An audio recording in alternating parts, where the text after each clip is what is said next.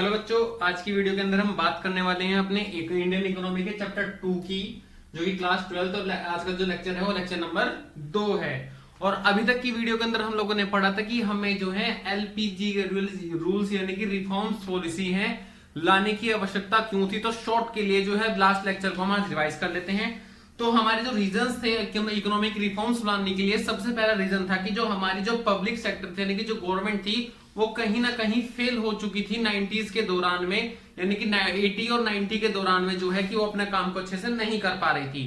दूसरी बात है कि हमारा बैलेंस ऑफ पेमेंट जो था वो भी हमेशा रिड्यूस होने लगा था, यानी कि एक्सपोर्ट हमारा क्या होने लगा था, कम, और इंपोर्ट हमारा ज्यादा होने लगा था, जिसके कारण हमारी जो करेंसी थी वो फॉरेन करेंसी रिजर्व घट रहा था।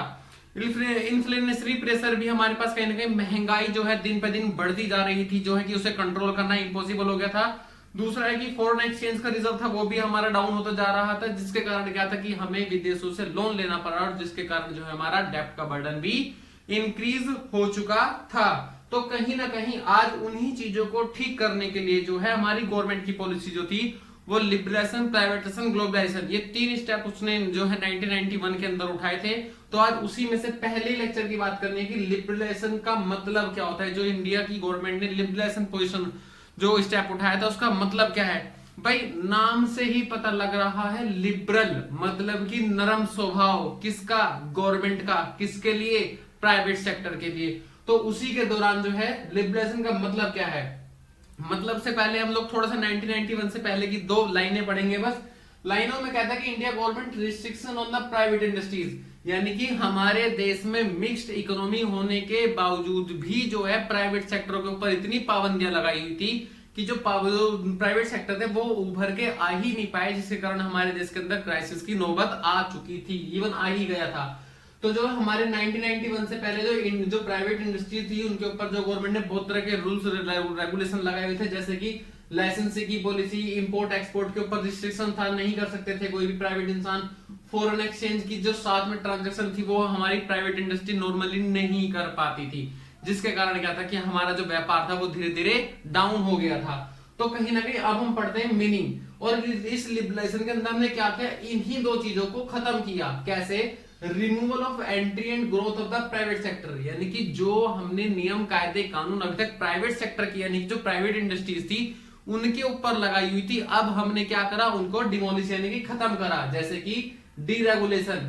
अब रूल्स ज्यादा अप्लाई नहीं, ऐसा नहीं कहा कि नहीं होंगे, होंगे, लेकिन पहले से मुश्किल से, अगर पहले 2% थे तो अब मुश्किल से 10%। रिडक्शन गवर्नमेंट रोल, यानी कि जो गवर्नमेंट का अहम रोल अभी तक इंडस्ट्रीज में था उनको कम करके उनको क्या किसमें कन्वर्ट करा गया, प्राइवेट सेक्टर में कन्वर्ट करा गया। उनका जो कंट्रोल है उसको रिड्यूस किया गया, और हमने प्राइवेट इन्वेस्टमेंट को क्या दिया, फ्रीडम दिया कि आप आओ और हमारे यहां से बिजनेस करके ले जाओ। उसके बाद business is given free hand and allowed commerce, यानी कि बिजनेस को बोला कि आओ और आप लोग हमारे यहाँ पे बिजनेस करो। हमारी जो प्राइवेट इंडस्ट्री इंडिया की, और उनको जो है फ्री हैंड दे दिया कि आप लोग जैसे मर्जी काम करो। और लिबरलाइजेशन का पर्पस क्या था, सिंपल सी बात है, अनलॉक द इकोनॉमी। जो इकोनॉमी हमारी अभी तक ब्लॉक हो चुकी थी उस इकोनॉमिक ब्लॉक को ओपन करना था by the use of liberalisation. उसके बाद था एनकरेजिंग द प्राइवेट सेक्टर, यानी कि जो प्राइवेट सेक्टर को अभी तक हमारी गवर्नमेंट दबाती आ रही थी, अब उनको क्या करना था, उनको ऊपर एनकरेज करना था कि आप लोग आओ, कहीं ना कहीं हमारे साथ जुड़ो और हमारा जो हमारे देश का हेल्प, जीडीपी ग्रोथ करो। Increase investment by the private sector, इसका पर्पस ये भी था कि हम जो है गवर्नमेंट को, जो प्राइवेट सेक्टर है उनको फोर्स करें कि आप लोग आओ और हमारे जो है इंडिया के अंदर जो अपने पब्लिक सेक्टर, जो प्राइवेट सेक्टर है उनको इंक्रीज करो। किस पर्पस के लिए? For the purpose of increase GDP, ताकि हमारे देश की जीडीपी ग्रो कर सके। बेटा वहीं अगर हम बात करें अपनी लिबरलाइजेशन की, तो उसने जो है 5 जगह जो है अपने मेजर चेंजेस करे। उस 5 मेजर में है, पहला इंडस्ट्रियल सेक्टर रिफॉर्म्स, पहला, दूसरा है फाइनेंशियल सेक्टर रिफॉर्म्स, तीसरा है टैक्स रिफॉर्म्स, और फॉरेन एक्सचेंज रिफॉर्म्स का मतलब है पॉलिसीज को चेंज करना। तो वहीं अगर देखा जाए कि इंडस्ट्रियल सेक्टर रिफॉर्म्स के अंदर कैसे जो इंडस्ट्री है उनको जो अच्छा कैसे बनाया गया, रिड्यूस लाइसेंसिंग, यानी कि जो गवर्नमेंट अभी जिस किसी चीज बिजनेस को करने के लिए लाइसेंस इशू करती थी, अब गवर्नमेंट ने लाइसेंस को इशू कम यानी कम शर्तों के साथ देना शुरू कर दिया, जो कि लाइसेंसिंग को कहीं ना कहीं रिड्यूस करा गया, खत्म आज भी नहीं है, खत्म किया गया, मतलब कि रिड्यूस किया गया। डिक्रीज पब्लिक सेक्टर रोल, कहीं ना कहीं जो गवर्नमेंट के जो बिजनेस थे उस गवर्नमेंट सेक्टर में अब जो है प्राइवेट सेक्टर भी हस्तक्षेप करने लगे थे, जिसके कारण प्रोडक्शन और इन्वेस्टमेंट दोनों का इंक्रीज होना संभव था, जिसके कारण देश में जीडीपी बढ़ सकती थी। उसके बाद था डी रिजर्वेशन, यानी कि जो ज्यादा से ज्यादा चीजें अभी तक हमने एसएसआई स्मॉल स्केल इंडस्ट्री के लिए रखा हुआ था, अब कहीं ना कहीं हमने उन्हें प्रोडक्ट्स को क्या क्या रिड्यूस करा, जिसके कारण क्या हुआ कि जो है प्राइवेट सेक्टर को फायदा ज्यादा मिला। यार आप लोग प्लीज चैनल को ना सब्सक्राइब कर लेना और वीडियो को प्लीज यार लाइक भी कर देना, थैंक यू। दूसरा है फाइनेंशियल सेक्टर रिफॉर्म्स, फाइनेंशियल जो पैसों का लेन देन होता है, आपको पता है पैसों का लेन देन हमारे इंडिया में कहां होता है, सिर्फ और सिर्फ बैंकिंग सिस्टम में होता है। तो कहीं ना कहीं change in RBI role, change का मतलब है जो आरबीआई अभी दूसरों को ऑर्डर देता था, वो ऑर्डर की जगह उनको जो है कहीं ना कहीं अपने जो है क्या कहते हैं, ऑर्डर के बदले क्या देता था, ऑप्शन,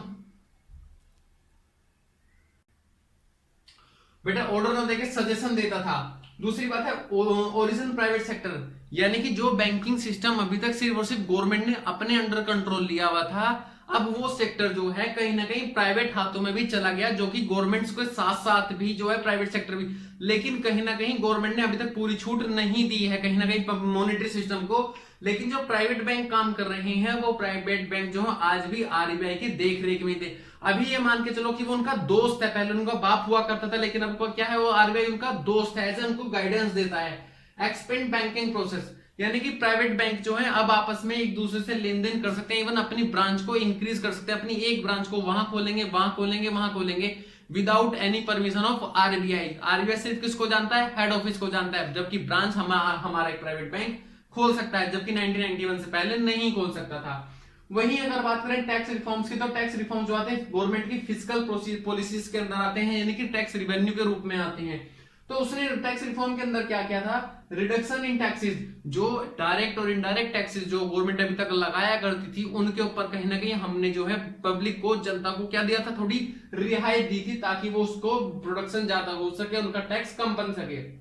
अब जो प्रोसेस अभी तक 10-15 पन्नों की जो हम लोग जाके फाइल करते थे, कभी ये डॉक्यूमेंट चाहिए, कभी वो डॉक्यूमेंट चाहिए, तो कहीं ना कहीं गवर्नमेंट ने उसको खत्म किया और अपनी टैक्स सबमिट करने की प्रोसेस को क्या किया, उसने सिंप्लीफाइड यानी कि आसान कर दिया। उसके बाद देखी जाए तो चौथी बात है कि फॉरेन एक्सचेंज रिफॉर्म्स,